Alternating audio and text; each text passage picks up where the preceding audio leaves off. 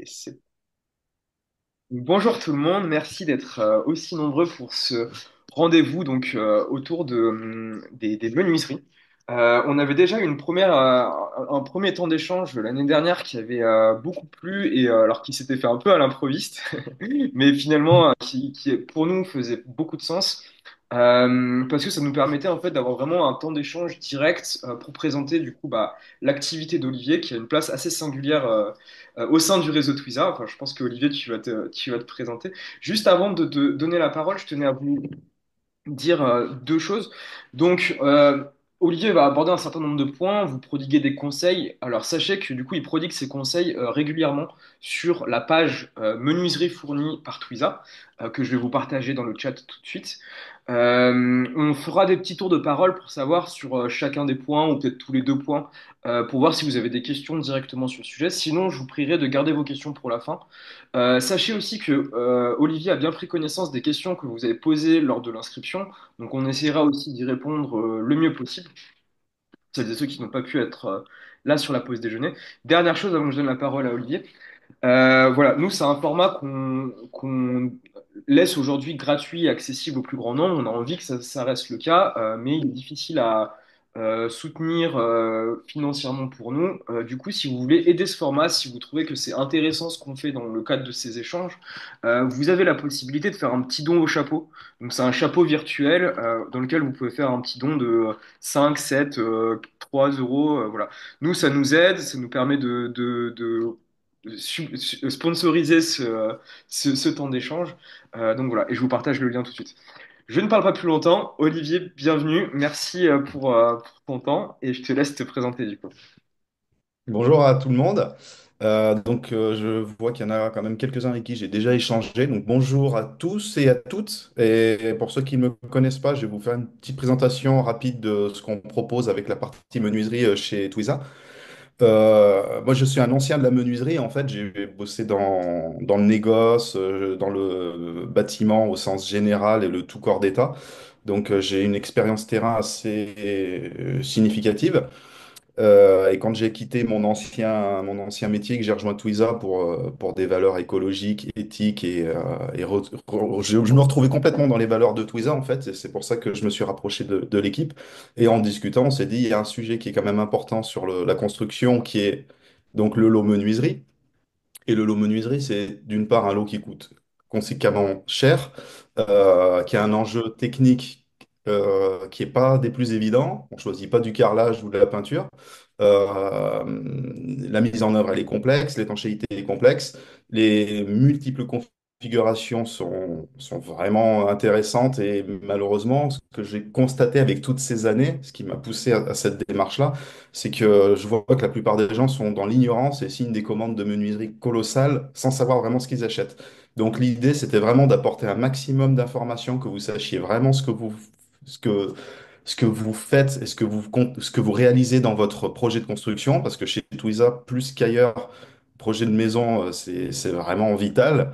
Là, on est vraiment, enfin, je me rends compte que j'ai affaire à des personnes qui ont vraiment envie d'une maison parfaite et qui correspond vraiment à leurs valeurs, à leurs besoins. L'idée, c'est vraiment de vous accompagner au maximum et du mieux que je peux dans cette démarche-là. Je fais le métier que ferait normalement un artisan, sauf que vous pouvez peut-être constater qu'au bout de deux ou trois mails, c'est difficile d'échanger avec lui parce qu'il en a marre. Un négoce, tant qu'il n'a pas vendu quelque chose, il n'a pas trop envie de passer trop de temps non plus. Mon intermédiaire ici, mon rôle d'intermédiaire, il est là en fait, c'est de vous apporter un peu toutes ces connaissances et toute cette expérience que j'ai pu accumuler avec les années et vous aider à vous aiguiller, éviter de faire des erreurs grossières, des erreurs plus subtiles et de faire des bons choix et d'acheter en conscience des menuiseries qui tiennent la route et qui correspondent vraiment à votre projet. Après, vous inquiétez pas pour la pose et pour la menuiserie et pour l'entreprise de pose parce qu'on a un réseau colossal de personnes qui sont RGE, qui sont dans nos valeurs et qui travaillent avec nous. Après, on arrive à prendre le relais et à vous mettre dans les mains d'une entreprise proche de votre chantier. Voilà, je ne vais pas développer plus le sujet ici. L'idée, c'était de vous amener un maximum d'informations.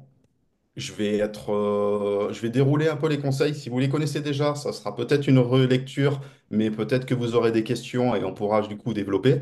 Et pour ceux qui ne les connaissent pas, je vais vous dérouler ça. Donc, je peux passer plus ou moins vite suivant le sujet. Donc, je vais avoir tendance à passer vite.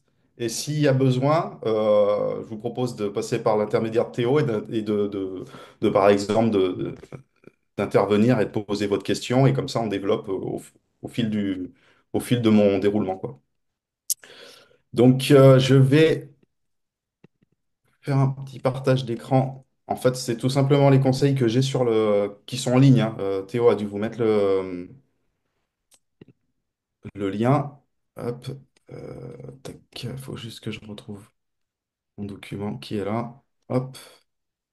Donc là, normalement, vous voyez la même chose en version PDF qui est sur la page. Donc, pour vous résumer, donc dans les conseils que j'ai développés petit à petit, je suis parti du plus évident et petit à petit, j'ai apporté des petites brides d'informations.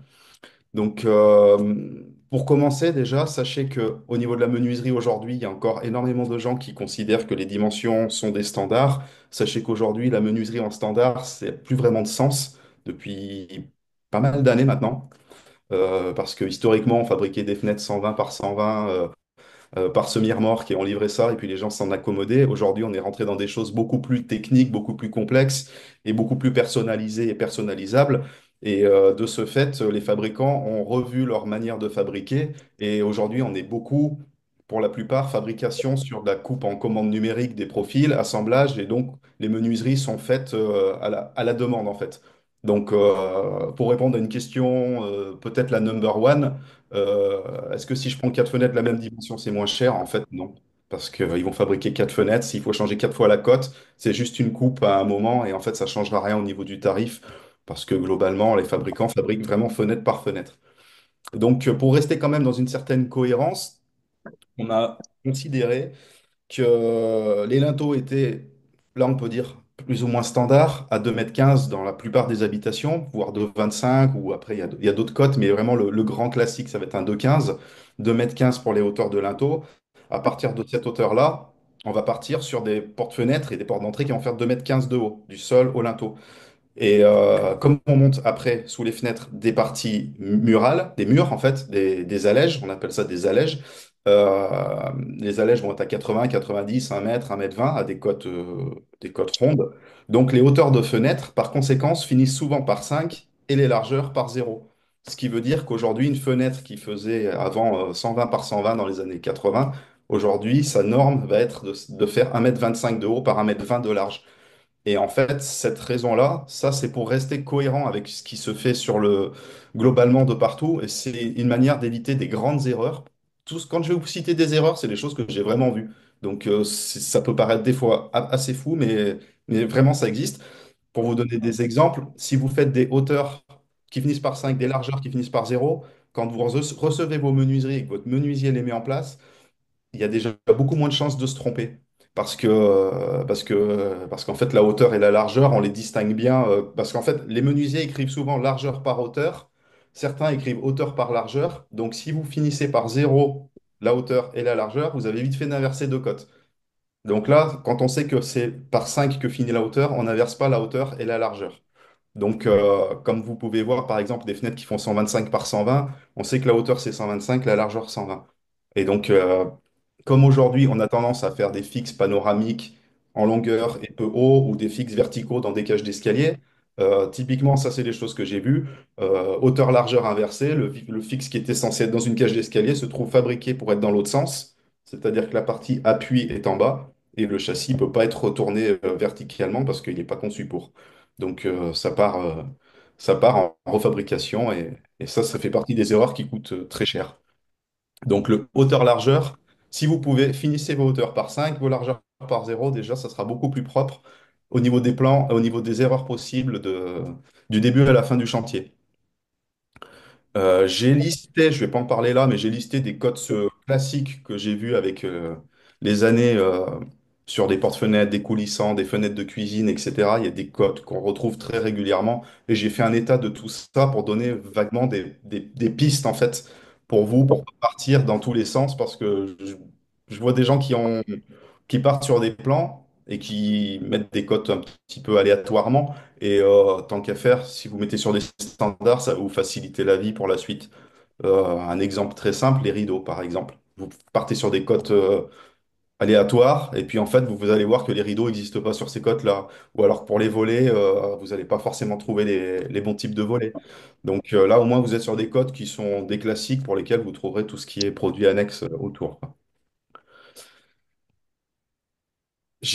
En conseil numéro 2, j'ai parlé des seuils encastrés. Ça, c'est un sujet qui revient très souvent.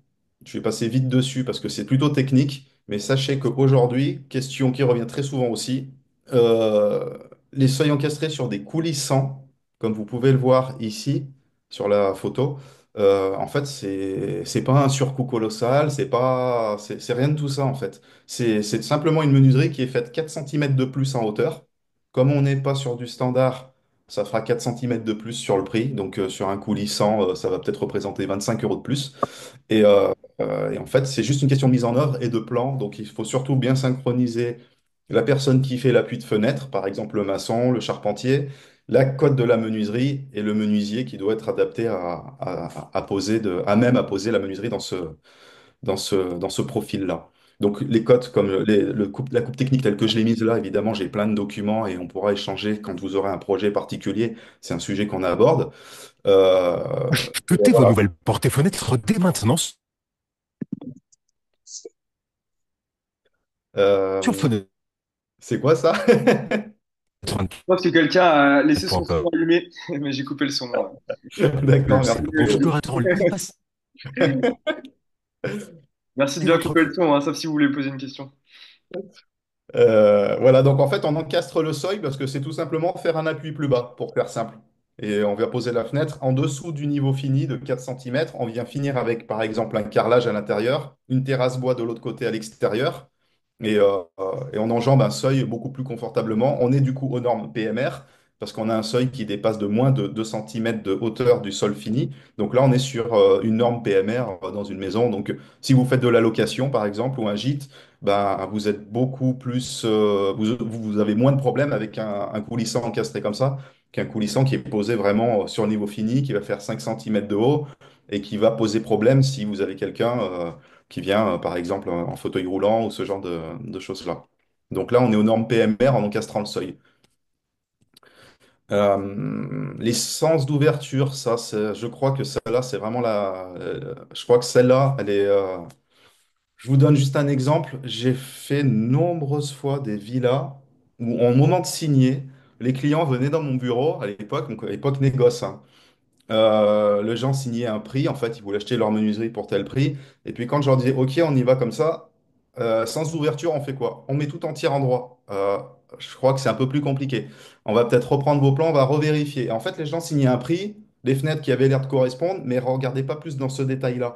Et en fait, il faut vraiment, vraiment, ça paraît évident pour certains et pour d'autres peut-être pas, quand je vois des plans qui ne sont pas aménagés à l'intérieur, je me dis que l'erreur, elle est largement réaliste. C'est-à-dire que si vous prévoyez pas votre aménagement à l'intérieur de la maison, quand vous configurez vos menuiseries et que vous mettez, par exemple, sur la première image des ouvrants à frappe, donc tirant gauche ou tirant droit, euh, dans une cuisine, vous allez un tirant droit qui va taper dans le frigo. Dans une salle de bain, vous allez avoir un tirant gauche qui va taper dans une paroi de douche. Vous allez avoir des portes ou des portes-fenêtres qui vont se taper l'une contre l'autre. Vous avez des configurations qui sont inconfortables au possible et qui sont parfois un cauchemar. Moi, j'ai un cas concret, hein, la maison de mes parents. Toute mon enfance, quand on ouvrait la porte-fenêtre, elle tapait dans le tiroir de la cuisine. En fait, ça aurait été plus simple de la mettre en tirant gauche. Elle était en tirant droit comme toutes les portes dans les années 70. Et tirant droit, ça tapait dans le tiroir de la cuisine. En fait, il y a eu un petit souci de conception. Ça aurait été mieux d'inverser soit un meuble, soit inverser le sens de la porte, quoi. Donc, c'est des choses, des fois, qui sont. Ben, pour finir cette histoire, si on laisse le tiroir de la cuisine chez mes parents, on peut pas ouvrir la porte-fenêtre de dehors. Donc, voilà, pousse le tiroir, sinon le prochain ne pourra pas rentrer. C'était ça, donc toute mon enfance. Donc voilà, ça peut vraiment être limite un traumatisme. Donc les sens d'ouverture, c'est vraiment important. Euh, qu'est-ce que je vous avais? Est-ce que vous avez des Ouais, questions? Je vais faire une petite pause là. j'allais te proposer, Olivier, qu'on fasse déjà peut-être un petit tour de parole, parce que tu as abordé pas mal de points avec des choses assez techniques. En plus, de mémoire, il y avait quand même des questions qui portaient sur les points que tu as abordés. Je pense que tu Hmm. as pas mal de réponses. Mais du coup, là, si vous voulez allumer votre micro ou lever la main avec les emojis en bas de l'écran, n'hésitez pas à le faire. On peut prendre là, 1 ou 2 minutes pour échanger.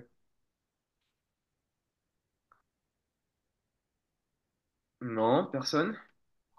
Moi, je vais me lancer, bonjour. Ouais, bonjour, Euh, merci. Merci, Julien. j'ai une petite question sur les baies coulissantes, les portes coulissantes, je sais pas comment faut dire. Est-ce que c'est bien étanche à l'air? J'ai vu que ça avait un peu mauvaise presse par rapport à l'étanchéité qui est demandée maintenant pour la RE 2020. Est-ce que c'est résolu? Il y a des solutions pour ça ou c'est à proscrire? Alors aujourd'hui, toutes les menuiseries qui sont fabriquées sont censées être relativement aux normes. Donc RE 2020, c'est un peu plus strict que la norme habituelle qu'on a jusqu'à aujourd'hui. Aujourd'hui, une baie coulissante, alors dans des cas comme ça, je vais parler spécifiquement de Minco, qui est le fabricant menuiserie Boileau avec qui on travaille, parce que je ne vais pas m'étaler sur tous les autres fabricants, tout simplement parce que depuis que je suis chez Twiza depuis quelques années, on travaille qu'avec ce fournisseur. Donc je connais l'évolution chez eux, je connais plus l'évolution chez les autres. Donc, je ne peux pas vous dire si c'est partout pareil. Mais en tout cas, dans ce cas de figure, chez Minco, les coulissants ont des UW qui sont aussi performants que sur des ouvrants à frappe. Ils arrivent à descendre sur des UW d'1,3 sur des coulissants, au même titre qu'une menuiserie à frappe type porte-fenêtre ou fenêtre. Donc aujourd'hui, disons que sur le papier, les menuiseries sont conformes. Après, sur l'aéro 2020, c'est un peu plus complexe. Il n'y a pas que le paramètre menuiserie, c'est un ensemble de beaucoup de paramètres. Donc, si on ne met pas une menuiserie qui est ultra performante, il faut augmenter un petit peu au niveau d'isolation des toits ou autre. Mais évidemment, les coulissants passent sans problème sur l'aéro 2020.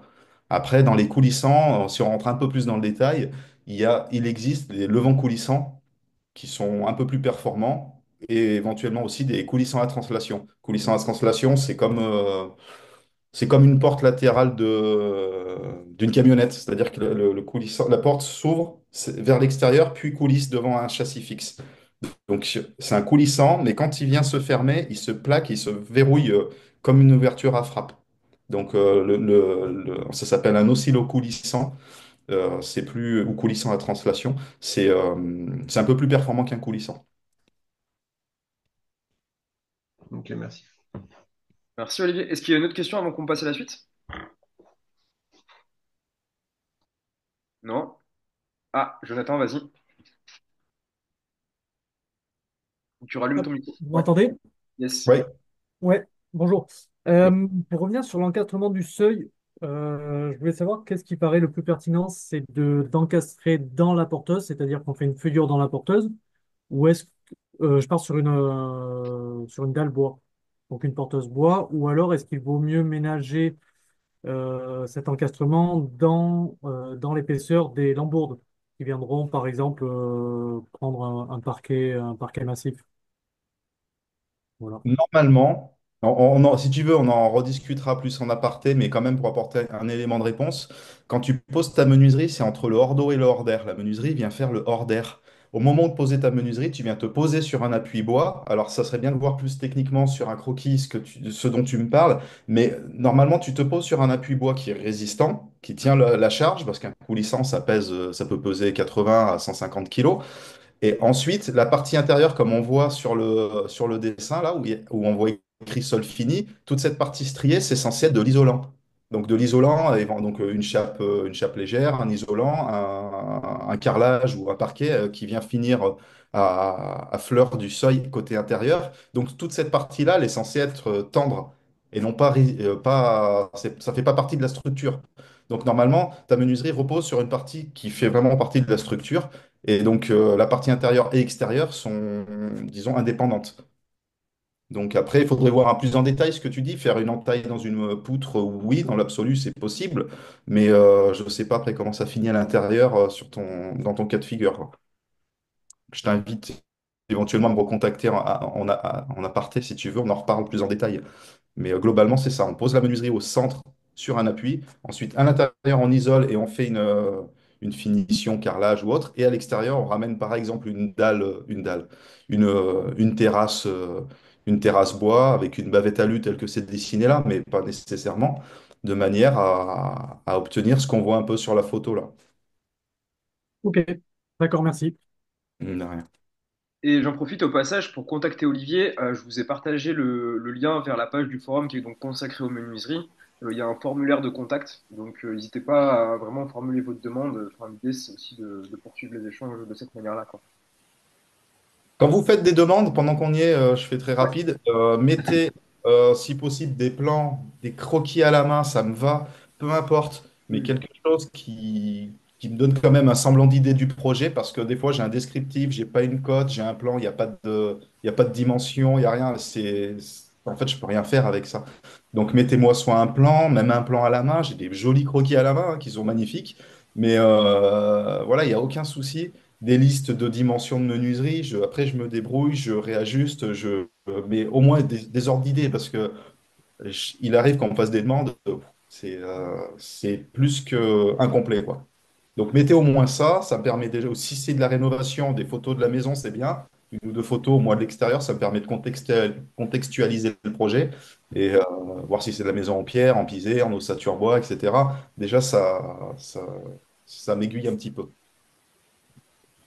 Sophie, on va prendre ta question et après on va juste continuer pour être sûr de rester dans le timing, si c'est directement lié. Vas-y, tu as la parole.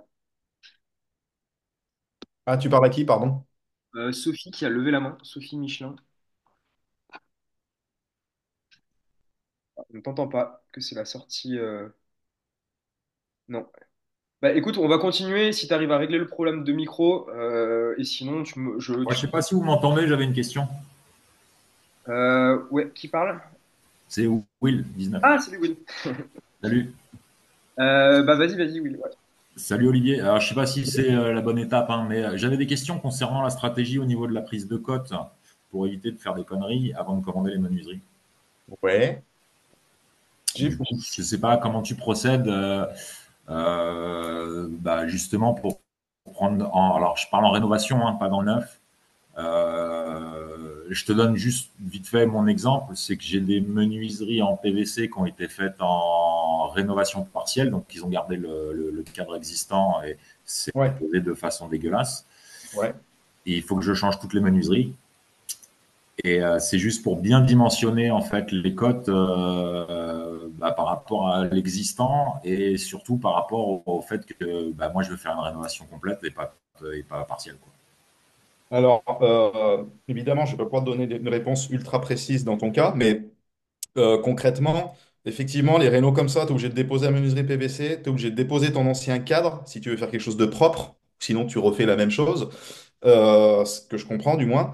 Donc, si tu déposes ta menuiserie, suivant ton mur, idéalement, il faut reprendre ton hors-tout de menuiserie. Euh, il faut voir comment est fait ton mur, mais globalement, il faut prendre ta cote tableau. Et si tu es posé dans une feuillure à l'arrière, tu rajoutes un petit peu de chaque côté pour te plaquer contre ton mur. Donc, si tu es posé dans une feuillure, hein. Donc, je ne Ouais, sais pas exactement comment est fait ton projet. Pareil, je t'invite éventuellement à me faire un mail ou un truc avec deux, trois photos, je peux t'aider. ouais, Mais faut voir comment c'est fait. Mais en gros, tu prends. La base, c'est qu'il faut que ta menuiserie soit sur de l'ancien, en général, tu es en applique ou en feuillure, donc tu es plutôt avec une menuiserie qui est plus grande que l'ouverture dans le mur. Et donc, en général, dans le doute, tu prends ta cote entre murs, largeur, hauteur, et ouais, tu ajoutes au moins 1,5 cm sur chaque côté pour pouvoir venir plaquer avec un produit d'étanchéité et faire une étanchéité. Tu n'as pas besoin d'aller chercher trop large non plus, mais il faut au moins que tu puisses plaquer contre ton mur pour faire mettre ton aplomb et ton niveau correct ouais, et faire une étanchéité qui tient la route. Donc, mais si tu veux, recontacte-moi, on en reparle. avec plaisir, ouais. Je Je sais dépend pas si, vraiment, vraiment de pas mal de cas, hein, ouais, je sais pas si tu vas le traiter après, mais justement, tu parlais d'étanchéité. Ouais, Donc, je suis poseur de menuiserie, mais donc en réno et en neuf, hein, c'est mon ouais, métier. J'ai posé les menuiseries avec les produits classiques, hein, compris bande, ouais, silicone. oui. Et en fait, je ne sais pas si tu as d'autres moyens alternatifs. Alors, j'ai eu une piste, mais je ne sais pas si tu connais bah, avec des matériaux écologiques ou d'autres façons de faire que le comprimand et le silicone, en fait. Alors, c'est un grand sujet parce que si tu es poseur de menuiserie, t'as dû être confronté à l'époque de l'ART 2012, du RGE, du fait que la mousse polyuréthane est interdite, mais tous les poseurs la mettent. C'est ça. Pas d'autre solution. Donc, Alors moi, j'en ai pas beaucoup mis, mais au début, oui. c'est un débat sans fin, mais c'est vrai que c'est pas évident, hein, parce qu'à un moment, quand on pose une menuiserie, globalement, il faut mettre, en général, on met un compribande, c'est une petite mousse préimprégnée, sèche, qui gonfle, c'est un rouleau de mousse qui gonfle et qui vient colmater entre la fenêtre et le mur. Donc, peu importe le type de pose, on le met de manière à ce qu'il vienne gonfler entre la fenêtre et le mur pour faire une étanchéité à l'air. C'est la première barrière qu'on met. Sauf que le compribande, il y a plusieurs types de compribande, mais il permet d'avoir, allez, à la louche, même pas un centimètre et demi, il ne comble, il comble moins d'un centimètre et demi de jeu. Donc ça doit être quelque chose comme 10-12 mm maxi. Donc en fait, on ne peut pas trop mettre de compribande. Donc s'il y a des endroits où le mur est trop abîmé et qu'il y a trop d'écart entre la fenêtre et le mur, le compribande ne suffit pas. Donc souvent, les poseurs finissaient en mettant de la mousse polyuréthane qui gonfle et qui remplit 40 fois son volume, donc, mais qui n'est pas très écolo. Euh, et donc, en fait, en général, on met un compribande. Donc, l'idée, c'est d'avoir un support de mur droit, le plus droit possible, pour éviter d'avoir ces écarts et d'avoir le minimum de jeu et d'avoir ce comprimande qui fait le rôle sur toute la périphérie sans mettre de la mousse. Donc, ça, c'est le premier objet. Pour pas mettre de mousse, il faut un mur droit et une fenêtre bien aux bonnes dimensions. On met le compribande, il fait la première barrière. On fait en général, historiquement, un silicone intérieur-extérieur pour refaire une barrière d'étanchéité à l'eau et à l'air. Et ensuite, aujourd'hui, dans les produits naturels que je constate, j'ai vu apparaître un fabricant français qui a l'air exceptionnel et que j'aimerais justement vous apporter à terme. Mais bon, je vous donne quand même la primeur de ce fabricant. Il s'appelle Nuuk, Nuuk. C'est le nom de la capitale du Groenland. Cette entreprise française qui date d'il y a 3 ans à peu près propose des membranes d'étanchéité qui sont faites à base de plantes, en fait, de résine de plantes.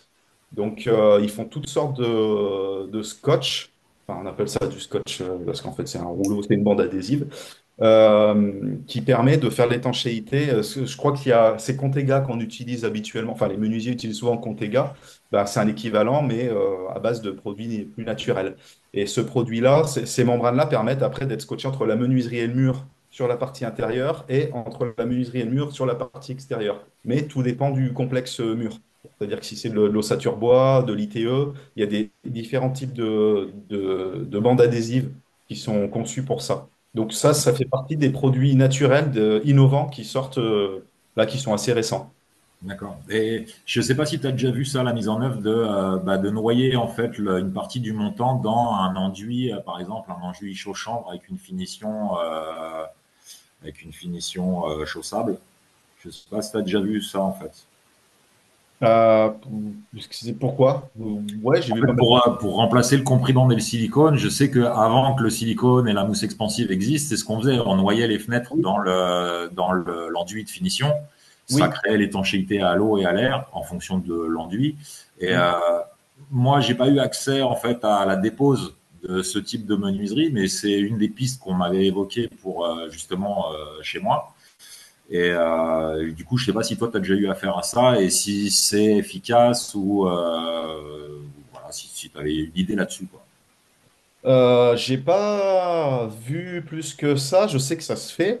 Je sais que quand on regarde historiquement, avant que le comprimand existe, il y a de nombreuses décennies, les maisons étaient terminées avec l'enduit crépi, par exemple, à l'extérieur, ne serait-ce que les années 80 déjà. Ouais, Les menuiseries étaient posées en applique, et puis après, le crépi venait plaquer contre la menuiserie. Alors après, le dilemme, c'est que la menuiserie peut bouger un peu, surtout de la menuiserie bois. ouais, Et les enduits type crépi ou chaud sont figés, donc en fait, eux ne se dilatent pas. Donc des fois, on voit des fissures apparaître ou un petit écart apparaître entre la menuiserie et l'enduit de finition extérieure. Et donc, ça peut être des infiltrations d'air ou de ce genre de choses-là. Donc, moi, j'ai envie de dire que mettre une première barrière dans l'enduit ou des espèces de membranes pour faire quelque chose d'un peu plus étanche, je pense qu'il y a des produits qui sont plus adaptés. Après, ouais, dans l'absolu, les enduits, ça fonctionne, hein. Enfin, ça fonctionne, ouais, ça dépend de. Pareil, ça dépend encore des matériaux utilisés, quoi. ouais, Euh, sur de la menuiserie bois, où le bois il peut avoir tendance à légèrement se dilater, je sais que des fois, tu as des écarts qui apparaissent entre le mur et la menuiserie. ouais. Donc, c'est un peu des sources de filière et de perte de performance, quoi. Ok. Bah, je te remercie. Merci, Will. On Euh, continue et on gardera on fera un tour de questions dans quelques minutes, juste pour garder. je continue? Yes. Ok. Je continue, je vais essayer de garder un peu de vitesse pour, euh, pour vous donner autant que possible d'infos, mais s'il faut, approfondira. Globalement, le double vitrage, je vous refais un petit topo si vous voulez, parce que c'est hyper confus, je pense, pour beaucoup de gens. Globalement, un double vitrage, c'est deux feuilles de verre de 4 mm d'épaisseur. Euh, il y a toujours mon partage d'écran là? Ah ouais, ok. Donc c'est deux feuilles de verre de 4 mm d'épaisseur, et entre les deux, on met 16 mm ou 20 mm d'isolant. Historiquement, c'était de l'air. Maintenant, on met de l'argon. L'argon, c'est un gaz noble qui est dans l'atmosphère, hein. C'est pas, on va pas le chercher à un endroit improbable, hein. Donc, c'est juste que l'argon, quand on extrait l'argon de l'air environnant, on s'est rendu compte que l'argon améliorait de mémoire, je crois que c'est 10% les performances d'un double vitrage. Donc, on s'est dit, bon, on va mettre que de l'argon dans le double vitrage. Donc aujourd'hui, on se pose même plus la question. Vu les performances pour la RE 2020 et puis même déjà pour la RT 2012, c'est évident, l'argon, c'est d'office sur une menuiserie, ne serait-ce que pour gagner ses performances. Ensuite, les deux vitrages sont reliés par un cadre en aluminium, historiquement, un petit cadre métallique, là, comme on pouvait voir avant. Le verre, le cadre alu, à nouveau le verre, faisait un pont thermique sur la périphérie du vitrage, ce qui veut dire que... Là, je vais couper ça, comme ça je vous vois, parce que sinon je vois que mon texte. Euh, hop. Sur la périphérie du vitrage, on avait on avait une conduction qui se faisait, donc le froid venait condenser l'air intérieur sur le vitrage intérieur. Donc en fait, le cadre à aluminium sur la périphérie du vitrage, c'était une source de déperdition qu'on a remédié il y a maintenant quelques années avec ce qu'on appelle le warm edge qui signifie bord chaud en anglais. En fait, ce warm edge, si vous regardez la périphérie d'un vitrage d'une vieille maison, il est en aluminium. Et sur une maison plus récente, vous verrez qu'il est plutôt noir ou blanc ou coloré parce qu'en fait, c'est aujourd'hui un espèce de cadre polyamide qui fait l'intervers en fait, qui tient les deux vitrages ensemble, mais qui n'est pas conducteur, il est isolant. Et comme il est isolant, entre le vitrage extérieur et intérieur, vous avez un décalage de température, puisque dehors il fait froid, dedans il fait chaud, en tout cas une période de l'année. Et donc, ça crée une condensation. Et cette condensation, il faut la gérer. Et donc, à l'intérieur de cet intercalaire qui s'appelle warm edge, on met des petites billes de dessicant. C'est un régulateur hygrométrique qui vient absorber puis recracher l'humidité pour éviter d'avoir des phénomènes de condensation dans le vitrage, en fait. Voilà, donc ça c'est pour la base du double vitrage. Ensuite, dernière amélioration qui est apparue, c'est le ITR, qui est l'isolation thermique renforcée. Sur un des deux vitrages, à l'intérieur, comment dire, on projette de la poudre de métal noble sur l'intérieur du vitrage, ce qui fait que ça fait, si on peut dire, un effet miroir un peu. Donc en fait, ça récupère un petit peu par réflexion des apports solaires ou chauffage de la maison qui réfléchit, qui reste dans la maison. Donc ça, c'est les performances sur les doubles vitrages d'aujourd'hui. Donc pareil, dans les demandes, certains me le disent, double vitrage, etc. C'est pas la peine, c'est au moins du double vitrage en tout cas. Euh, Qu'est-ce que je voulais vous dire? Après, je voulais vous expliquer, si ça vous intéresse, le UG et le UW, parce qu'en fait, je crois qu'il y a une grosse confusion chez énormément de gens. En fait, on parle de UW, c'est le U Windows, c'est le U Window, pardon, la performance de la fenêtre. Le UG, c'est la performance de la glace, du verre en anglais. Et UF, c'est U-frame, c'est la performance du cadre. Donc, en gros, pour faire simple, la performance UW, c'est la performance du vitrage et la performance du cadre. Et après, il y a beaucoup d'autres paramètres qui rentrent en compte, qui sont les pertes par, au niveau des joints, etc. Mais donc en fait, aujourd'hui, on parle de UW, c'est la performance globale de la fenêtre qui, dans les normes et dans les 1,3 aujourd'hui, une menuiserie qui est d'actualité. Sur ce UW 1,3, il faut le comprendre, je vous ai fait un petit calcul pour vous expliquer un peu ce que ça veut dire. Ça veut dire qu'on parle de 1,3 watts par mètre carré par degré Kelvin. Degrés Kelvin, on va pas rentrer dans le détail, c'est la même, c'est pareil que le degré Celsius, c'est juste que le zéro, il n'est pas au zéro qu'on connaît, c'est moins 273, c'est plus pour les études scientifiques, mais c'est la même échelle en fait. Le zéro est décalé, mais peu importe. Un écart, 1 degré de Kelvin ou 1 degré Celsius, ça fait la même écart de température. Donc, quand une fenêtre fait un UW de 1,3, ça veut Olivier, dire que... Oui, je ne sais pas si tu veux repartager ton écran ou pas besoin. ouais, C'est parti. je peux. Hop, hop, Ça aidera les gens à visualiser un peu mieux. tac. Attends. En gros, est-ce que je l'ai écrit d'ailleurs, ce que je suis en train de dire?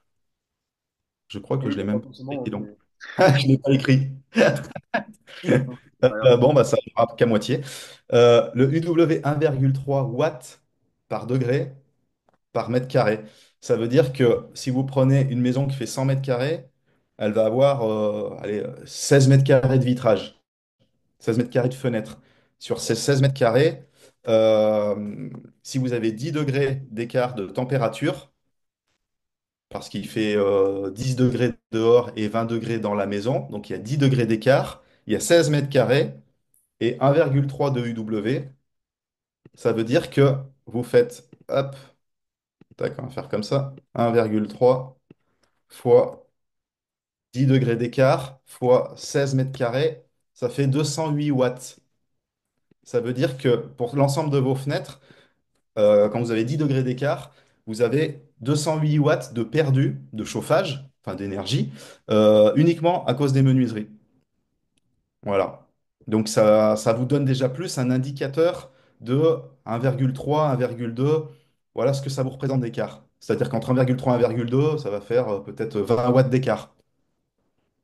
Donc ça permet de prendre un petit peu plus de recul avec ce calcul-là. Et ça montre aussi quand même que c'est pas rien, parce que quand il fait 0 dehors et 20 dedans, ça fait quand même 400 et quelques watts de perte sur une maison de 100 mètres carrés. Donc, ouais, c'est quand même bien d'optimiser un petit peu ce poste-là. Qu'est-ce que je pouvais vous dire sur le vitrage? On peut améliorer l'acoustique. Ça, c'est des questions que j'ai vues dans la liste. Sur une fenêtre, on peut mettre au lieu de mettre un 4-16-4, on peut mettre un 8-20-4 mm, donc une feuille de verre 2 fois plus épaisse. On peut mettre un feuilleté, vitrage feuilleté intérieur et extérieur. Donc en fait, plus on augmente les épaisseurs de vitrage, plus on va couper le son. Quelqu'un a parlé dans la liste de questions, garder une symétrie. En fait, justement, le principe de l'acoustique, quand on veut casser l'acoustique, l'idée c'est de mettre plusieurs barrières et avec plusieurs densités. Bon, là c'est du verre, on ne peut pas bien changer la densité, mais on va mettre plusieurs épaisseurs, comme ça on va casser plusieurs plages de fréquences. Donc justement, dans un vitrage acoustique, on va plutôt tendance à mettre par exemple un 8-20 4 mm ou alors un 4-20 44 2 mm pour avoir deux épaisseurs de verre différentes et pour casser le plus de fréquences possible. Donc, voilà, oui, dans le vitrage phonique silence, c'est un 44-1, c'est un vitrage de verre de 4 mm feuilleté d'un côté et un 10 mm massif de l'autre côté. Donc ça fait deux vitrages épais, mais pas de même épaisseur, ce qui permet de plus absorber le son. Olivier, est-ce que tu peux rappeler vitrage feuilleté? Feuilleté, vitrage feuilleté.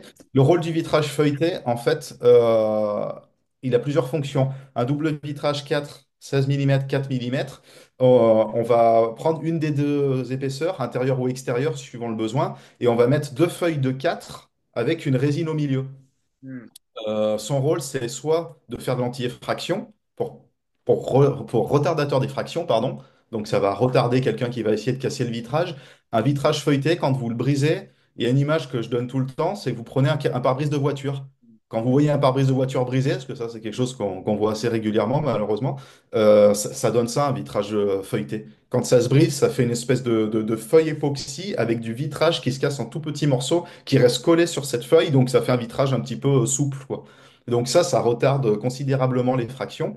Et donc soit ce vitrage feuilleté, on l'utilise pour ça, soit on l'utilise pour la protection des personnes, c'est-à-dire que en étage, on met ce vitrage pour que de l'intérieur, par exemple, bon, c'est plus souvent le cas de figure pour les enfants ou ce genre de choses-là, ce genre de configuration-là, où un enfant qui court ou qui se balade en tricycle à l'étage, s'il tape dans le vitrage, qu'il passe pas à travers la vitre et qu'il casse pas tout. Donc ça sert vraiment à protéger les personnes à l'étage. Donc en dessous de 90 centimètres à l'étage, on met toujours un vitrage feuilleté pour éviter un accident. Donc le feuilleté, c'est ça, deux verres de 4 millimètres avec une résine époxy au milieu. Ok, merci. Et Olivier, il y a Sandrine qui demande 8, 20, 4. Elle demandait si le 8, ça correspondait à l'extérieur. Je crois que c'est à l'extérieur, oui. Ok. Parce que c'est pour bloquer le son, donc je crois que c'est pour le bloquer, il faut ça le bloque à l'extérieur. Parce qu'en fait, si tu le bloques plus, si tu mets plus épais à l'intérieur, tu vas bloquer le son sur le vitrage intérieur et il va rester dans l'entrevers. Donc l'idée, c'est plutôt de le bloquer avant de rentrer. Hmm, Donc le 8 millimètres, il est à l'extérieur. ça marche, merci. Sécurité de l'habitat, bah, puisqu'on est dans le vitrage, je vous fais un état de quelque chose qu'il faut absolument savoir, c'est qu'il vous faut une des quatre conditions suivantes. Sur vos fenêtres, soit il faut mettre des grilles de défense, c'est-à-dire ce qu'on voyait dans les années 80, ça se fait toujours, mais voilà, ça existe.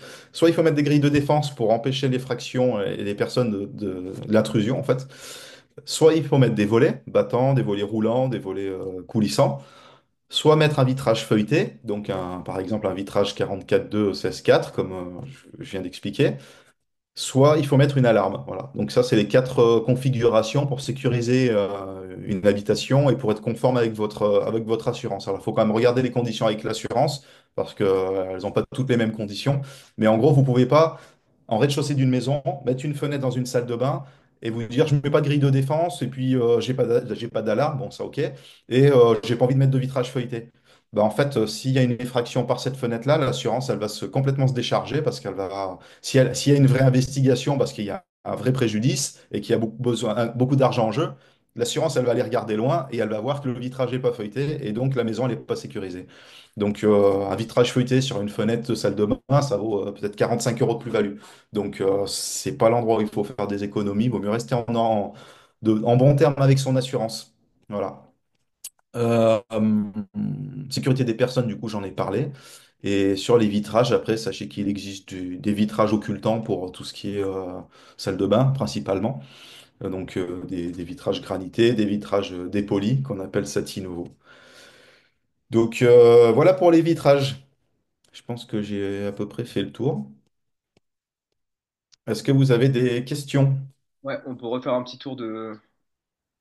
Alors, attends, je regarde dans le chat en même temps. Il y a Philippe qui dit, on parle beaucoup de triple vitrage. Quels avantages et inconvénients faut-il les généraliser? Alors, triple vitrage, c'est intéressant. Évidemment, c'est une conséquence assez importante au niveau du tarif parce que c'est quand même assez significativement plus cher. On améliore le coefficient UW. Pour donner des exemples, hein, j'ai une fenêtre qui va faire un UW de 1,3 en triple vitrage, elle va passer vers quelque chose un UW de 0,9 à peu près. Donc, quelque chose comme 25% d'amélioration thermique, donc c'est intéressant. En contrepartie, évidemment, quand on a un triple vert, on se retrouve avec un phénomène de diffraction dans l'entrevers. Au lieu d'avoir simplement deux vitrages, on a trois vitrages. Donc en fait, il y a des déperditions qui se font à l'intérieur. Et donc l'apport solaire est réduit. Il est amoindri par le triple vitrage. Donc c'est pour ça qu'on est prudent et on n'en met pas de partout, particulièrement façade sud. Parce que les apports solaires, aujourd'hui, on se rend compte que c'est quand même vraiment quelque chose qu'il ne faut pas négliger.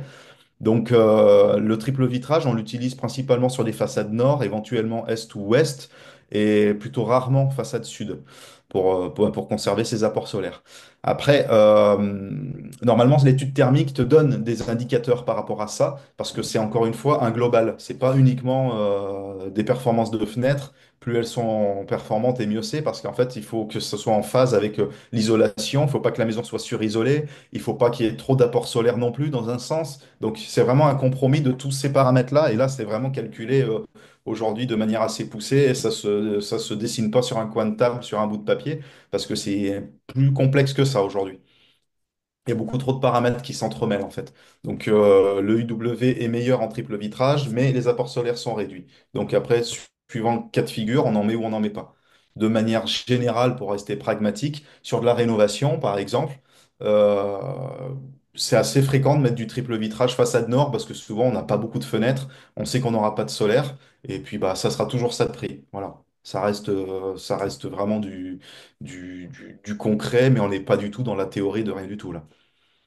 Il y a trois questions directement liées, Olivier. Par contre, je vous inviterai à garder vos questions pour l'oral, histoire de faire circuler un peu la parole. Ça peut être sympa aussi de soulager aussi Olivier du monologue. Du coup, il y a Marc qui te demandait du coup quel est l'UV d'un simple vitrage. Jackie qui demandait si pour être en maison passive, il faut obligatoirement un triple vitrage. Déjà, peut-être deux premières questions.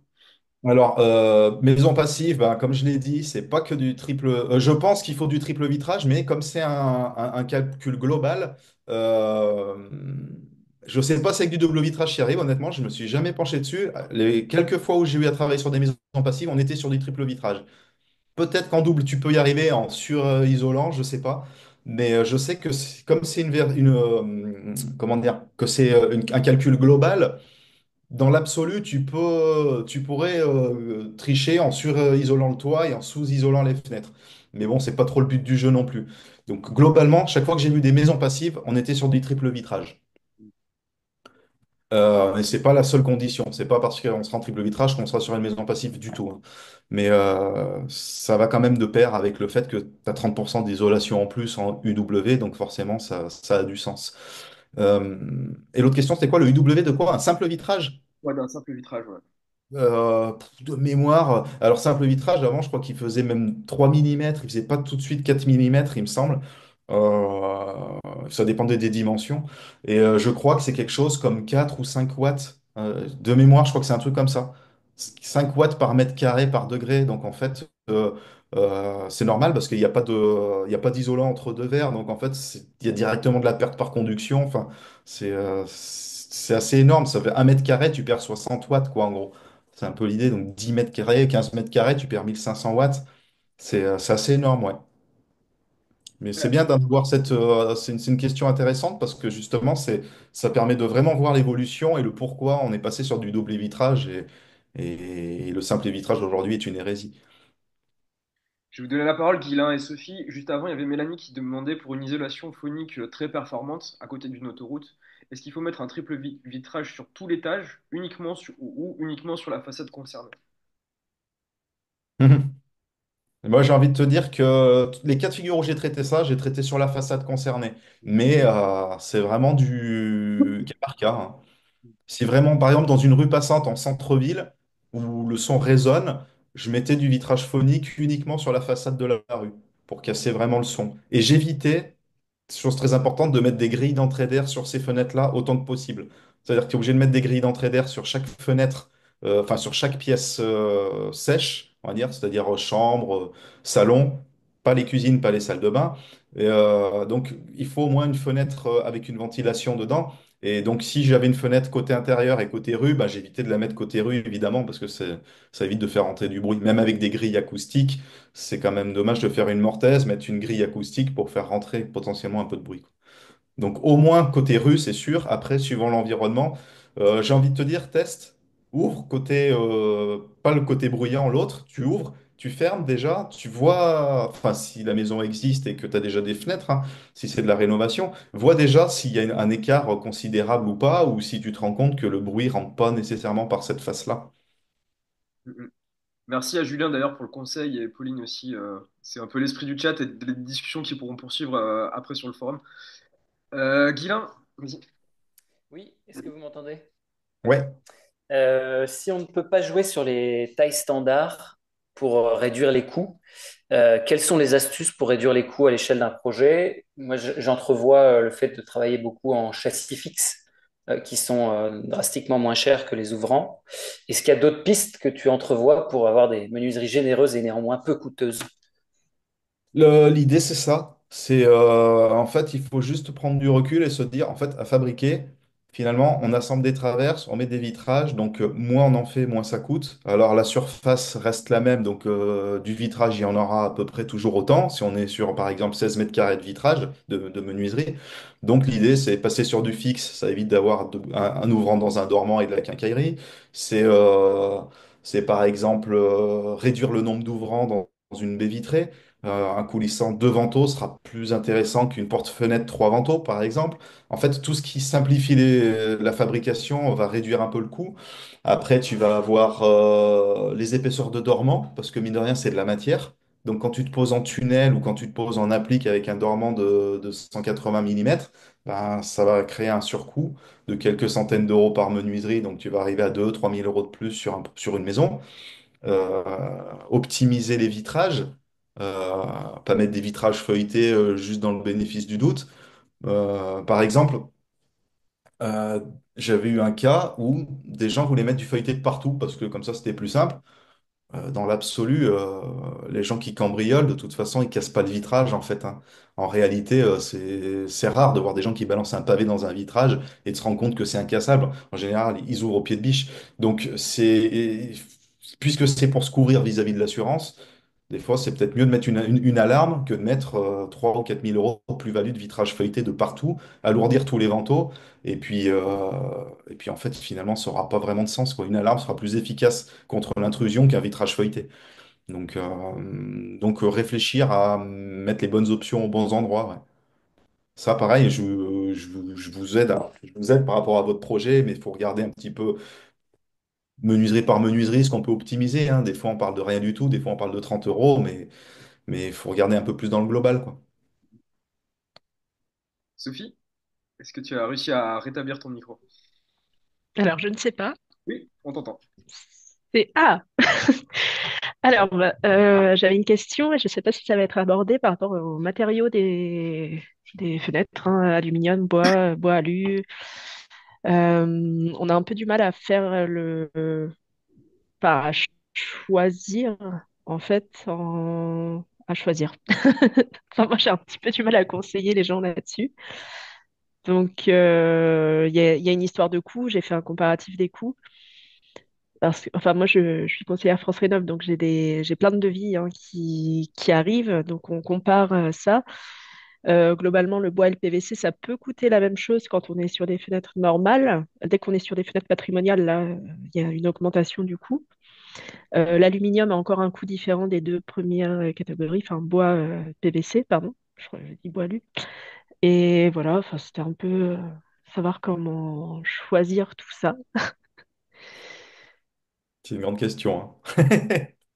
Oui. En fait, si tu veux, en termes de fabrication, j'étais dans le négoce avant, j'avais une quarantaine de fournisseurs, donc j'en ai visité un paquet. J'ai vu du pas cher, du très cher, du haut de gamme dans toutes les matériaux, dans tous les matériaux en fait.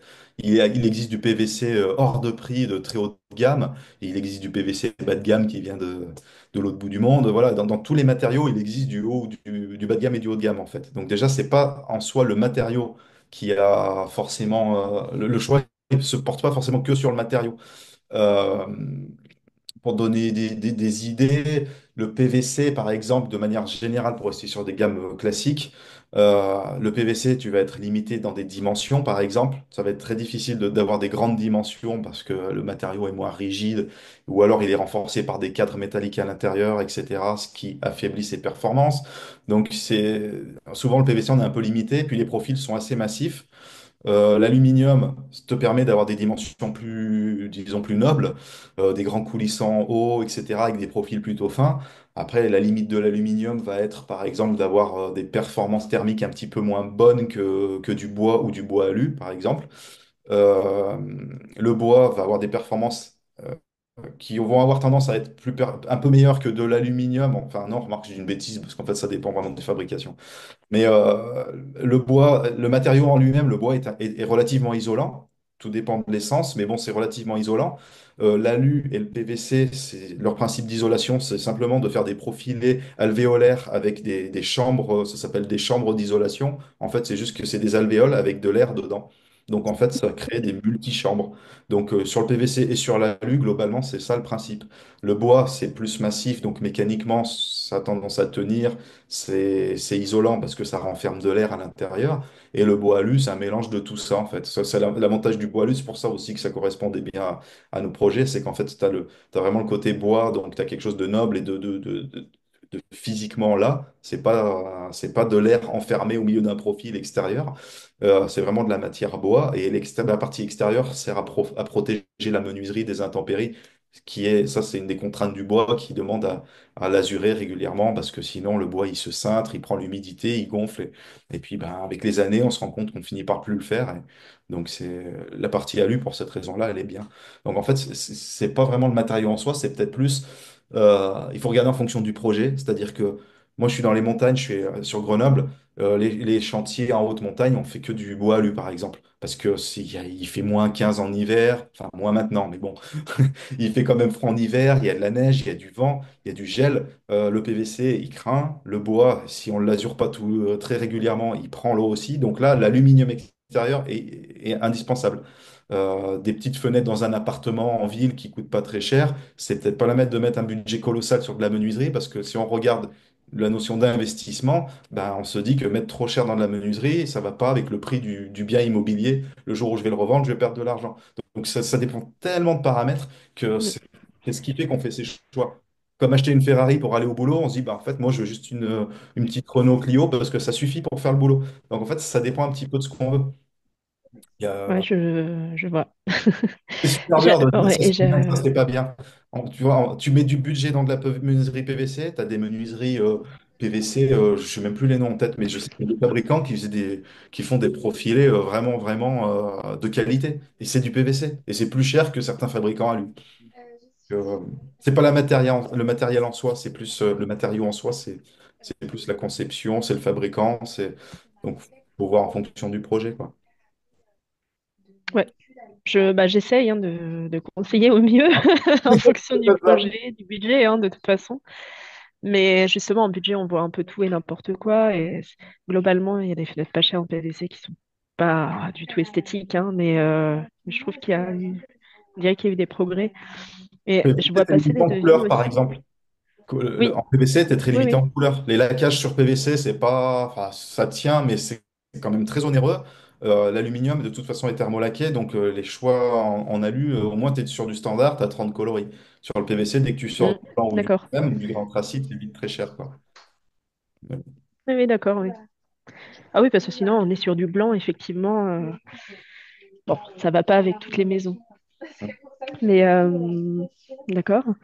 Et j'avais juste une dernière question aussi. Je vois passer, j'ai vu passer des devis où bon, toutes les fenêtres avaient la même taille, en fait. Enfin, pour un projet de rénovation, l'artisan passait et mettait.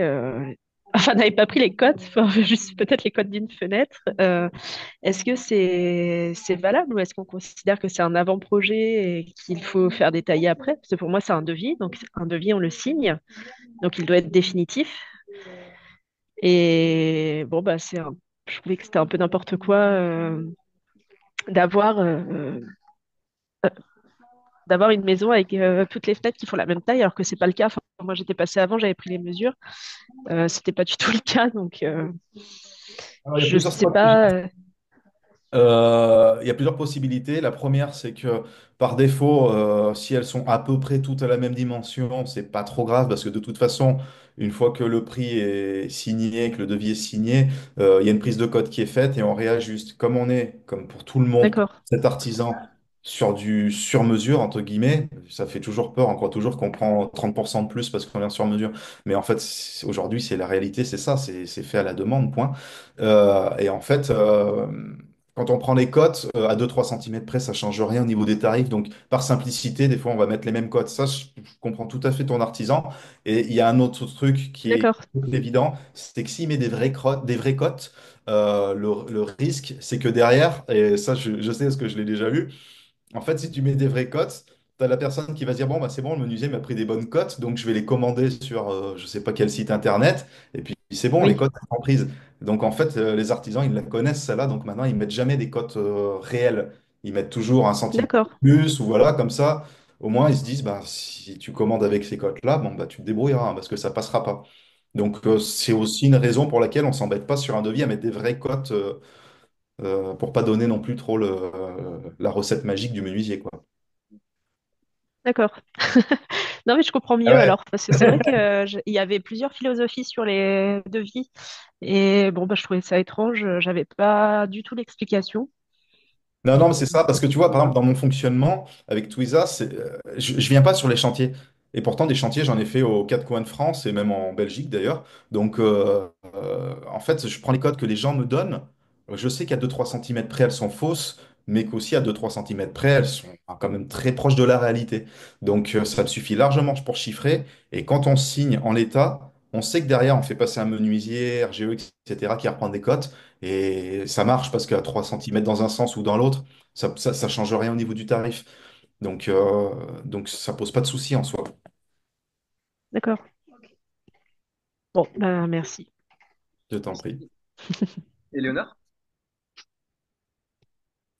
Oui, je voulais aborder la question du réemploi, enfin de l'utilisation des menuiseries de réemploi, notamment en rénovation. Je voulais savoir si c'était envisageable, possible ou complètement aberrant. Enfin, je pose cette question parce que, oui, par définition, la menuiserie de réemploi, elle est pas sur mesure, et du coup, il peut potentiellement y avoir de gros écarts par rapport aux ouvertures maçonnées. Donc, voilà, je voulais savoir si vous aviez des retours d'expérience ou voilà là-dessus. Je pense que tu as tout dit. En fait, c'est très, très, très compliqué de trouver toute une série de menuiseries, même couleur, avec les bons sens d'ouverture, avec les bonnes cotes, etc., qui correspondent à toutes les fenêtres de chez toi. Je pense que ça devient. Ou alors, tu refais tes ouvertures en fonction de.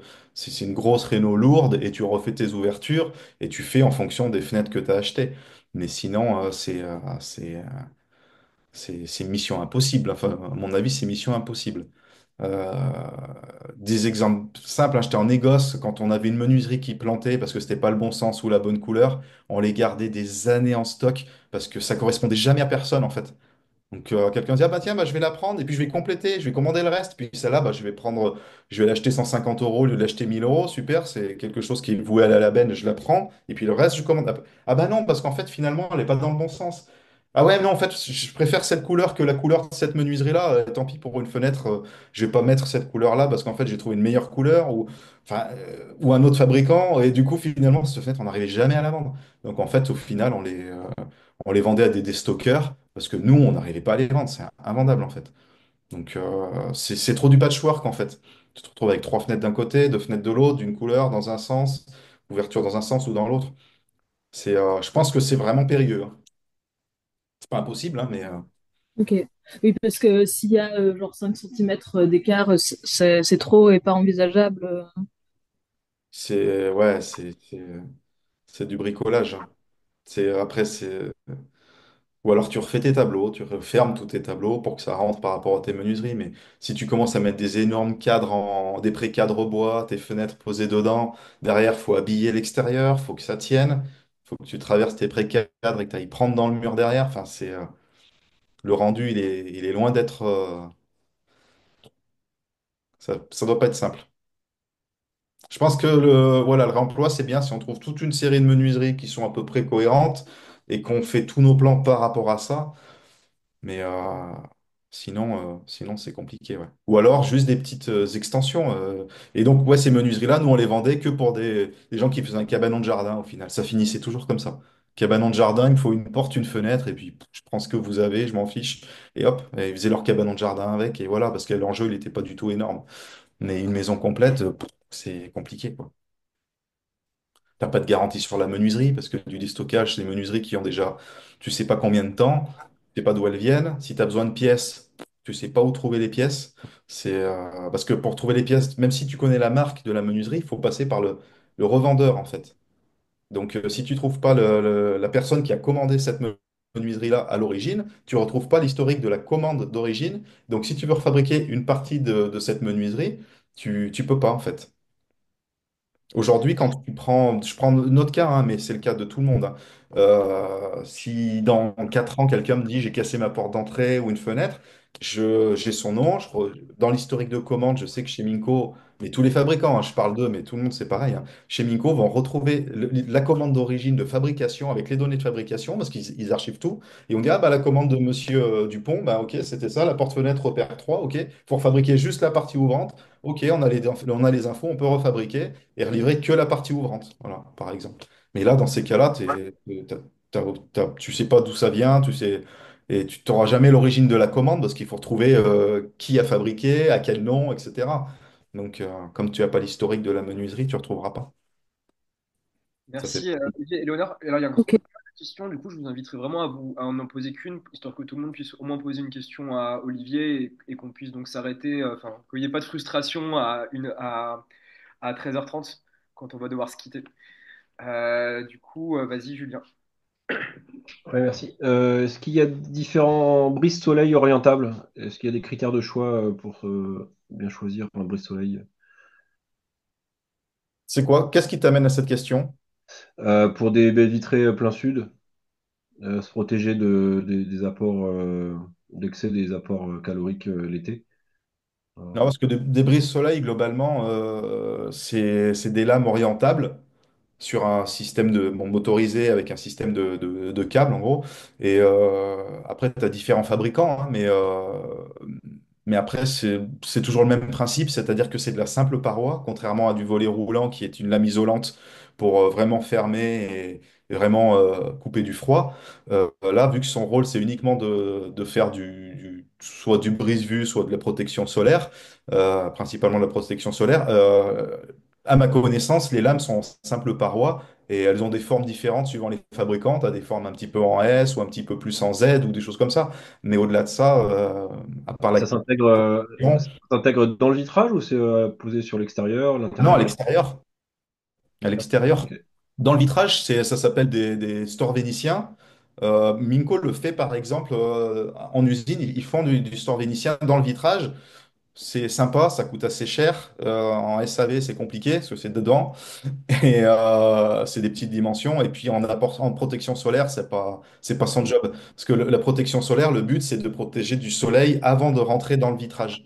Donc quand Hmm. tu es à l'intérieur du double vitrage, disons que le mal, il est un peu fait, quoi. La chaleur rentre déjà dans le double vitrage, c'est pas le but. Donc tu protèges à l'extérieur. Le volet roulant fait très bien le rôle de protection solaire, hein. C'est juste que le volet roulant, quand tu le fermes aux trois quarts ou On en est dans le plein, noir. tu es dans le noir, c'est tout. Mais dans l'absolu, si tu veux de la vraie protection solaire, ça marche, hein. Donc, le BSO, le brise-soleil orientable, c'est de la simple paroi parce qu'on ne lui demande pas d'isoler plus. Quand ils se ferment, ils sont plus ou moins occultants, mais pas tout à fait, parce que c'est pas Hmm. aussi ferme qu'un vrai volet roulant. Donc, tu as toujours un peu de lumière. Il faut savoir qu'avec un BSO, on n'est jamais dans le noir total. Enfin, peut-être qu'il y en a maintenant qui ont développé un petit peu ça, mais à ma connaissance, les BSO ne plongeaient jamais dans le noir total, dans l'obscurité. Et surtout, les BSO, une fois en position basse, si tu es à l'extérieur, tu les soulèves, tu les relèves, hein. Il n'y a pas de... Alors, je crois que maintenant, certains commencent à sortir des systèmes de verrouillage, mais il y a quelques années, encore quand j'étais en négoce, je sais que les BSO, on les soulevait. Donc, en fait, un cambrioleur peut les soulever. Donc, en fait, ça ne te fait pas de système anti-effraction. Donc, ça, c'est hyper important, par contre, pour le BSO. C'est-à-dire, quand tu mets des BSO devant une baie vitrée, c'est pas comme un volet qui est bloqué en bas Hmm. pousse le volet vers le bas, donc c'est de l'anti-effraction. Un BSO, même en position fermée, quelqu'un qui veut rentrer le soulève. Bon, alors, ça réveille tout le quartier, mais en tout cas, en termes d'assurance, ça ne les rouille pas. Parce que quand tu soulèves, tu accèdes aux coulissants derrière. Donc après, tu peux casser la vitre et rentrer. Donc si tu mets un BSO, il te faut soit un vitrage feuilleté derrière, soit une assurance. Ça, Et c'est on peut l'ajouter avec un volet roulant, on peut mettre les deux. Il y a aussi des recommandations dans le chat, Julien. compliqué. Mais ou dans l'absolu, oui. Je crois que je l'ai même jamais vu. C'est juste parce que ça fait beaucoup de moteurs, ça fait beaucoup ça coûte cher. Et puis, ça fait beaucoup de mise en œuvre parce que tu as l'enroulement du volet roulant, tu as l'enroulement du BSO. Faut arriver à loger les deux, hein. Merci.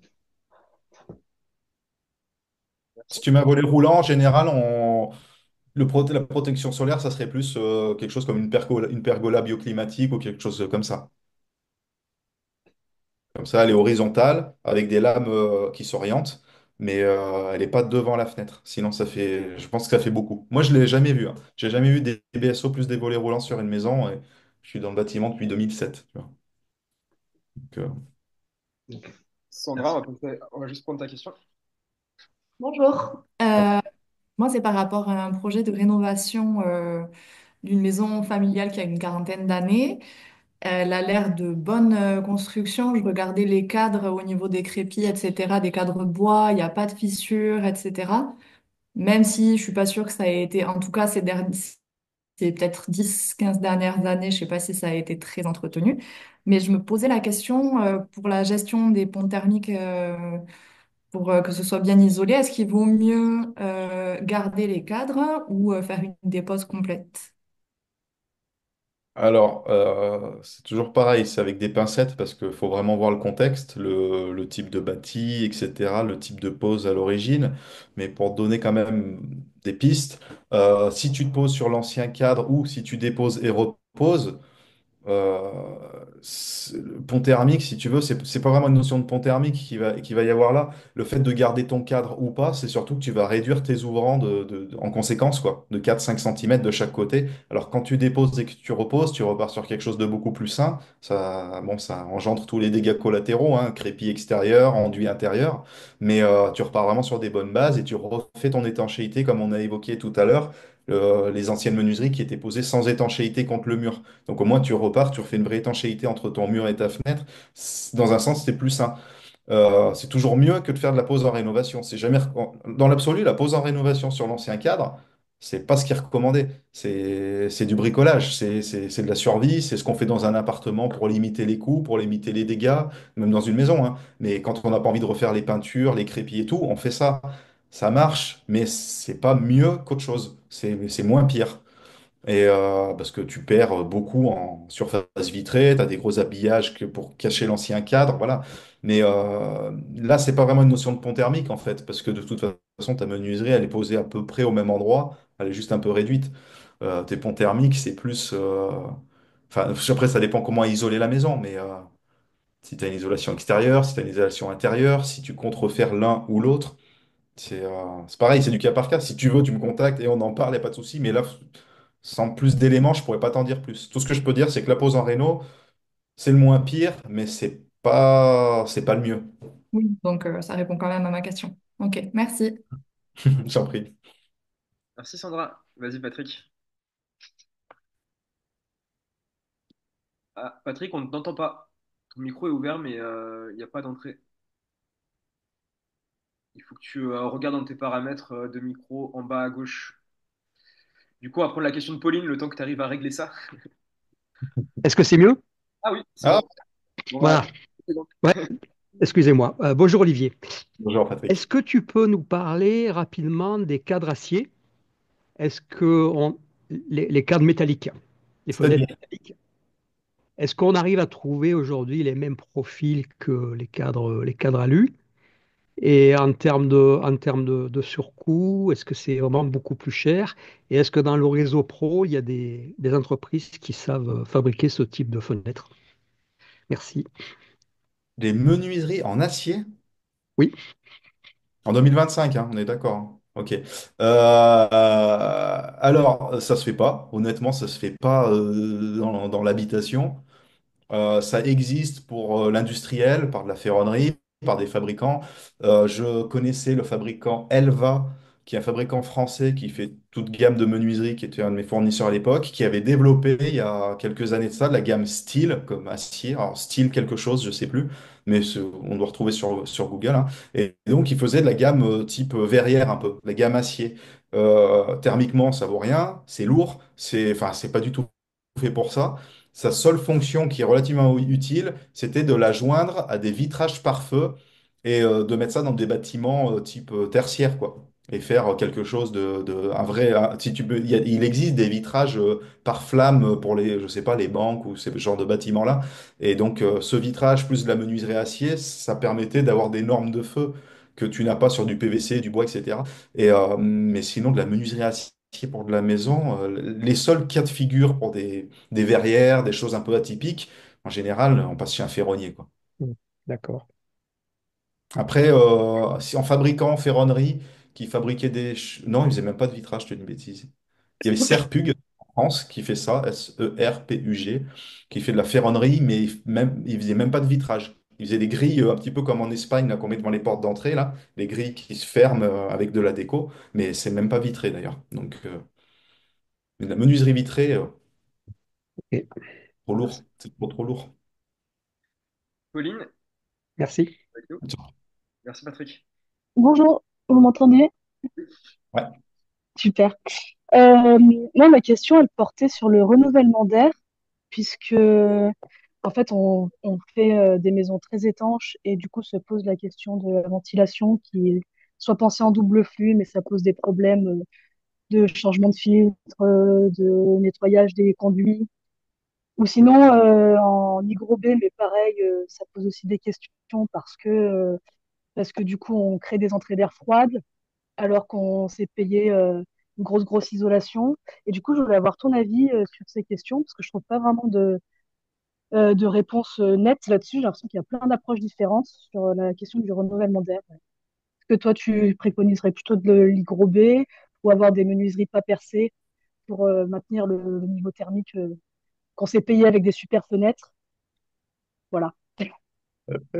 Ça doit être, je pense que ça doit être le sujet non-sens absolu dans la menuiserie qui fait un peu rager tout le monde et je le conçois parce qu'effectivement, c'est pas super fun d'acheter des menuiseries qui ont des UW très bas et de leur faire des grands trous dedans, des grandes mortaises pour laisser rentrer l'air. J'avais dans mes conseils un sujet, je peux l'aborder pour ceux peut-être que ça intéresse. Pour répondre clairement à ta question, j'ai pas d'avis parce qu'en fait c'est complètement subjectif déjà. Alors j'ai un avis mais c'est le mien, mais c'est complètement subjectif et ça dépend complètement du projet, réno, neuf, etc. Visée passive ou juste refaire une petite bicoque en pierre au bord de la mer. Si tu es dans zone ventée, si tu es en zone montagneuse si t'es, il y a trop de choses qui rentrent en compte. Euh, Si tu es dans une œuvre, de toute façon, tu as ton étude thermique qui doit plus ou moins te guider un peu. Mais si tu vises à être vraiment performant, alors globalement, pour ceux qui connaissent un peu la VMC, qui veulent un état des lieux, c'est assez simple. Il y a trois, on va dire quatre types de VMC. Il y a un écho là. Non, non, c'est bon. Il y a la VMC à l'ancienne, c'est-à-dire les fenêtres qui fuient. Si vous avez une vieille maison, les fenêtres fuient de partout. Si vous changez vos fenêtres et que vous remettez pas de grille, ça c'est une des premières erreurs. Je veux pas de grille parce que j'en avais pas, c'était très bien. Je vais pas changer mes fenêtres, faire des trous dedans. On revient à ce fameux non-sens. Ce à quoi on répond en tant qu'ancien commercial négoce, bah, et aujourd'hui elles fuient vos fenêtres. Donc il n'y a pas de problème. La ventilation se fait, vous la voyez pas, mais elle se fait parce que les joints n'existent pas ou les fenêtres sont cintrées de partout. Mais quand on va mettre des vraies fenêtres étanches, si on met pas de grille, vous allez avoir du moisi qui apparaît dans les 6 mois, hein, parce que l'humidité va venir condenser autour, l'air va stagner dans la maison et l'air vicié, c'est-à-dire l'air humide avec la respiration, la cuisson, respiration des plantes vertes, toute cette humidité va pas s'évacuer avec un courant d'air parce que les fenêtres étant toutes étanches comme dans un tupperware, l'air va rester stagner et se condenser sur les parois les plus froides, donc par exemple les bords des fenêtres ou les vitrages ou les endroits un petit peu sensibles. Donc on est obligé de ventiler une maison. Donc avant, on ne se posait pas de questions, elle fuyait, donc ça ventilait. Après, on a commencé à faire des fenêtres étanches, donc la ventilation naturelle, c'est donc les fuites d'air, ça c'est la première ventile. Maintenant qu'on met des fenêtres étanches, la deuxième ventilation, c'est la VMC Hygro A, c'est-à-dire qu'on fait des entailles avec des grilles sur les fenêtres juste pour laisser rentrer l'air. Et on met une extraction d'air avec une ventilation mécanique contrôlée dans les pièces humides, cuisine, salle de bain et WC buanderie en général aussi. Comme ça, on extrait l'air là où il y a le plus de sources d'humidité et on l'envoie dehors. Et pour évacuer cet air, il faut faire rentrer l'air ailleurs parce que sinon, on crée une dépression dans la maison puisque en théorie, votre maison, elle est super étanche. Donc on va faire des entrées d'air dans les pièces sèches. Comme ça, l'air sec vient dans les pièces humides. Les pièces humides évacuent par le ventilateur. Et donc là, ça fonctionne. Ça, c'est la VMC classique, Hygroa, qu'on voit de partout. Dans la rénovation, en général, on fait ça parce que on n'a pas forcément de grandes prétentions thermiques.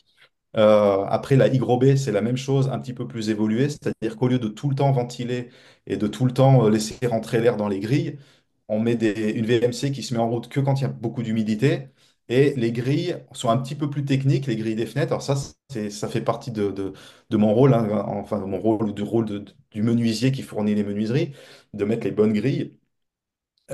C'est de mettre des grilles un petit peu plus techniques avec une membrane avec une espèce une membrane en soie à l'intérieur, en fait, une espèce de tissu un peu technique qui va se dilater et laisser rentrer l'air ou pas en fonction de l'humidité de la pièce.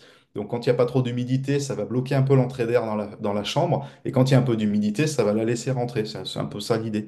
Donc, ça freine un petit peu le courant d'air permanent. Donc, l'Hygro B est un petit peu plus performante que la Hygro A, tant qu'à faire. Moi, j'aurais peut-être à la rigueur peut-être plus cet avis-là, si ce n'est que les grilles sont assez conséquentes et pas très esthétiques.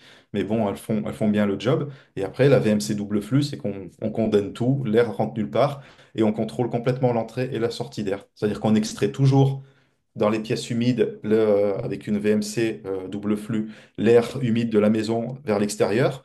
On fait passer cet air dans un échangeur inox, par exemple.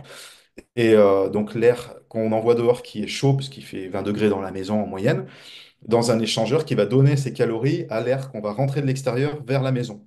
Donc en fait, il y a il y a un double système de conduit. Donc ça rend un petit peu le projet en usine à gaz. Et pour du neuf, c'est gérable. Pour de la réno, c'est colossal.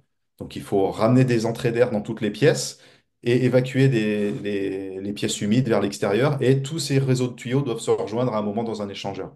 Voilà. Donc ça, c'est les différents cas de figure. Après, tout dépend des performances recherchées, des moyens techniques, financiers pour la mise en œuvre, en fait. Donc, moi, j'aurais d'avis que, enfin, je dirais que le Ligro B, elle est pas mal. Elle est bien dans le sens où c'est ce qu'on voit le plus couramment enfin, historiquement, depuis longtemps, c'est ce que je vois le plus, en fait, le Ligro B. C'est pas un enjeu colossal. La VMC est un peu plus technique. Les grilles d'entrée d'air coûtent 20 balles de plus par menuiserie. Bon, bah, ça fait un job un petit peu plus performant que de la menuiserie classique. Voilà. Merci Ok, Olivier. JB, je te ouais, remercie. on va T'en prendre prie. ta question et puis on va pouvoir se dire au revoir. Parce qu'il est 13h30, 13h27. Il reste 3 petites minutes. Donc JB, vas-y. Qui, moi? Bonjour, vous Non, m'entendez? JB va poser la question. Ah, JB. Ok, je t'écoute. T'as pas ton micro ouvert, JB. Ouais, c'est mieux. Allô, vous m'entendez? Oui, allô, On on t'entend. t'entend. Ah, super. En fait, j'avais une question par rapport au seuil et au compribande et le petit sandwich en fait de la finition, on va dire, pour éviter les ponts thermiques justement. Hmm. Et tout à l'heure, tu as parlé que lorsqu'on mettait une fenêtre, il y avait plus ou moins 1,5 cm tournant pour le compribande qui était mis autour de la menuiserie. Et je voulais savoir en fait le seuil pour s'isoler par exemple d'une dalle ou ce genre de choses. Est-ce qu'il y a une norme en fait, de hauteur, par exemple 4 cm ou quelque chose comme ça, d'un isolant, ou est-ce que c'était pas normé et c'est un peu en fonction de chaque projet qu'on fait ça? Périphérie, j'ai donné le cas extrême en disant qu'un comprimant ne pouvait pas se dilater à plus de 1 cm, quelque chose comme ça. Donc 1,5 cm de jeu par côté de fenêtre, le comprimand n'arrivera pas à faire l'étanchéité. Mais c'est pas le jeu qu'il faut prendre. Il faut prendre quand même un peu moins. Maintenant, d'usage, quand on pose une menuiserie, sous l'appui, il arrive assez couramment de mettre plutôt des multicouches de. Enfin, les poseurs font souvent ça historiquement. Ils font des couches de silicone et ils mettent pas de compribande parce que l'appui de fenêtre, souvent, ne le fixe pas. Il est simplement collé. Et le compriband, comme il a un pouvoir de poussée qui est assez important, il peut avoir tendance, suivant la menuiserie, hein, quand on est sur du PVC pas très rigide, par exemple, typiquement, vous avez les appuis qui peuvent légèrement se cintrer et se lever au milieu. Et du coup, la fenêtre, elle frotte après, elle force et elle frotte. Donc en fait, sous les appuis, c'est assez courant que les gens ne mettent pas de compribande. Mais ça, c'est juste par rapport au côté concret de cet effet de cintrage.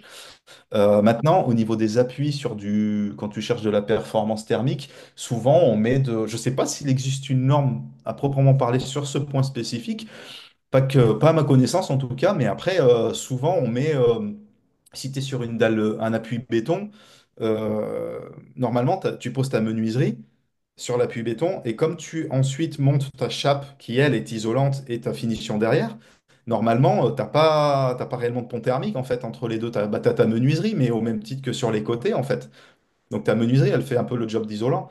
Mais si tu veux l'isoler de manière, comment dire, euh, l'effet contact avec un appui béton, tu peux toujours mettre quelque chose comme de la fibre de bois ou ce genre de choses-là. Je sais que sur la maison ossature bois à visée passive, des projets qu'on a déjà fait, les appuis sont faits en bois, sur une moitié en bois à l'intérieur, que ce soit de la fenêtre ou du coulissant ou peu importe, hein. C'est un appui bois, c'est-à-dire un carrelet de bois sur la partie intérieure pour que la fenêtre pose dessus, et sur l'autre partie extérieure, un petit peu plus devant, on mettait de la fibre bois haute densité. Ce qui fait que tu as une partie bois, une partie fibre de bois, donc ça isole de l'extérieur, et après un habillage en tôle, par exemple, une tôle aluminium pliée pour faire l'appui de fenêtre sur une ossature bois, et on vient poser la fenêtre sur la partie bois, parce qu'il faut quand même se poser sur quelque chose de rigide.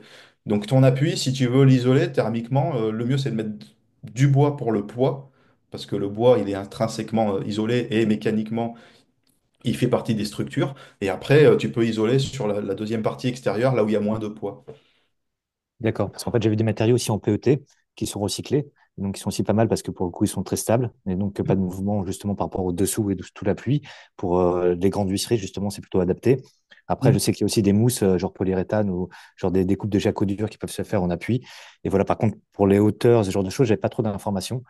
Et après, la dernière question que j'avais, c'était plutôt dans le sandwich. Donc, si les compribandes sont sur les côtés, ça sera un Mm. remplissage de cette nouvelle rainure qu'on crée entre le compribande et, on va dire, le mur existant, de le remplir aussi d'icônes des deux côtés, et après de mettre un scotch pour finir. Mm. Mais ça dépend de ton projet, il faut voir le complexe mur, hein. Ça, dans la théorie, c'est ça. D'accord. On met un compribande, on plaque la fenêtre ou on la met en tunnel. Donc, si on la met en tunnel, on met le compribande derrière la fenêtre, il vient gonfler entre la fenêtre et le mur. Si on se pose en applique, on met entre le devant de la fenêtre et le mur, pour, alors à l'endroit où il fait son rôle d'isolant, évidemment, hein, il vient combler ce vide-là. Et après, on vient siliconer dehors, dedans. Et après, sur l'ossature bois, typiquement, on met de la membrane à l'intérieur, entre la fenêtre et l'ossature bois, et à l'extérieur, idem. Et après, on va ramener de l'isolant, ou ce genre de choses-là, ou du bardage, ou des finitions. Mais en gros, c'est ça l'idée. Après, je te dis, ça dépend de ton projet tel qu'il est conçu, hein. Et juste la dernière petite question, c'est que le double compribande, pour créer une petite lame d'air entre les deux, pour recréer une isolation entre les deux compribandes, est-ce une bonne idée ou une fausse bonne idée? Je pense que c'est une fausse bonne idée. Ok. Ça peut être un pouillème d'efficacité, mais j'imagine même pas en termes d'amélioration de performance que ça peut apporter, parce que bon, dans l'absolu, tu enfermes, de toute façon, déjà, c'est un volume qui est déjà tellement réduit. Normalement, l'air ne circule jamais entre l'intérieur et l'extérieur. Si tu silicones et que tu fais des membranes d'étanchéité, normalement, tu n'auras pas vraiment de circulation d'air entre ta fenêtre et ton cadre. Il y a déjà la moitié de la surface. Le dos d'un dormant, ça fait à peu près 4 cm, 5 cm. Ton compribande, il doit faire 10-15 mm suivant ce que tu mets. Donc, on parle de pas Oui, c'est grand-chose. pas grand-chose. Mais ouais. Eh ben, super. Bah, écoutez, merci en tout cas pour toutes ces réponses et ce temps Bien. passé. Merci beaucoup. Je t'en Bon, prie. bah sur ce, je pense que merci à Olivier en tout cas parce que c'était très complet. Alors je sais qu'il y a des personnes qui ont été un peu frustrées, il y a des questions auxquelles on n'a pas pu répondre dans le chat, mais ça me permet de rappeler que du coup la discussion va continuer sur le forum. Bah merci Olivier, franchement j'espère que ça vous a donné envie de prendre contact avec lui. Encore une fois, je vous ai partagé les liens, donc voilà, il pourra étudier au cas par cas. Enfin, je sais pas si tu as un truc à dire là-dessus Olivier, mais... Bah, oui, oui, c'est le fonctionnement. À la base, c'est ça. Je vous aiguille, moi, jusqu'au bout, du bout de votre projet, il n'y a pas de souci. Après, ouais, là, j'essaye de répondre sans. Je peux pas trop être plus précis que ça parce qu'on est toujours sur du cas particulier. Et quand on est plus dans le détail, c'est beaucoup plus simple de voir concrètement les choses. Mais voilà, j'ai essayé de vous donner autant que possible des considérations. Je vous invite à regarder les conseils que je publie parce que c'est dispo. Parce que là, j'en ai pas fait la moitié. Il y en a encore beaucoup d'autres, mais il y a des choses vraiment élémentaires et basiques et souvent qu'on n'est même pas au courant tant on n'est pas confronté au problème. Donc autant le savoir avant. C'est vite lu en plus et c'est vite compris parce que je rentre pas dans des choses trop conséquentes techniquement parce que ça mérite pas. Et il suffit juste d'être conscient de tous ces petits paramètres-là. Et voilà, je vous invite à les lire. Ça vous fera toujours ça comme connaissance en plus. Trop bien. Bah, merci beaucoup Olivier et merci à celles et ceux qui nous ont soutenus au chapeau. Je le dis après les personnes qui vont regarder ça sur le forum ou sur YouTube, il y a toujours possibilité de faire un petit don. Je vais remettre aussi le lien pour contacter Olivier si vous regardez ça en différé. Et on se retrouve du coup dans 2 semaines pour une intervention autour de la géobiologie. Voilà. Sur ce, je vous souhaite un bon appétit pour celles et ceux qui n'ont pas à déjeuner. Restez à l'affût du coup de nos communications. N'hésitez pas à créer un compte si vous n'avez pas encore de compte chez Twiza. Et puis on se dit à bientôt. Salut tout le monde. Merci Olivier. Salut. Je vous en prie. Bonne journée à tous.